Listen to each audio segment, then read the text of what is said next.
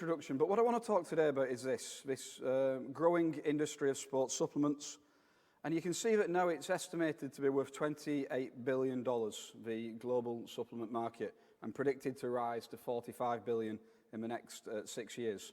So whenever there's so much money at stake, you're going to see maybe what we can call bad marketing or incorrect marketing to try and sell you a product that you don't particularly need.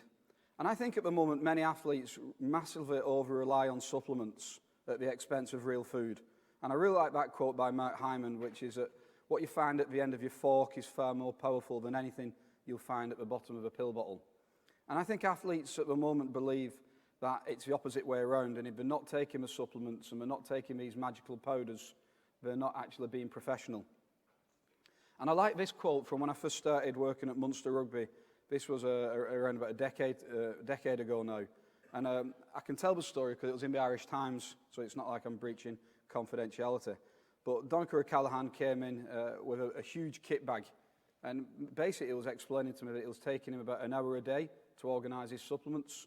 And I basically, you can say, Graeme said, let's do something here.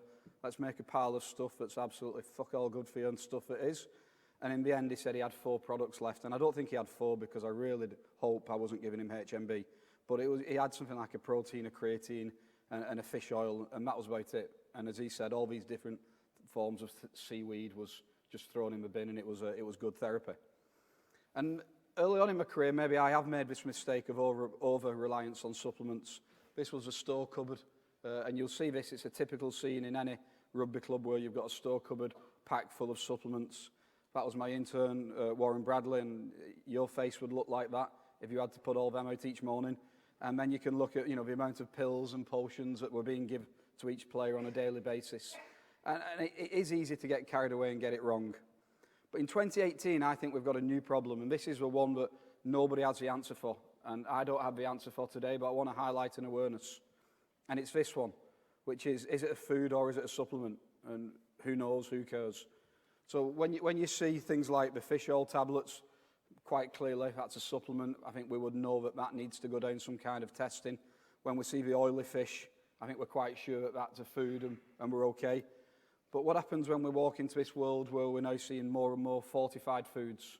Is that a supplement? Is it a food? Does that mean it needs to be informed sport tested? And I'm having these arguments with companies now on a daily basis. So we're quite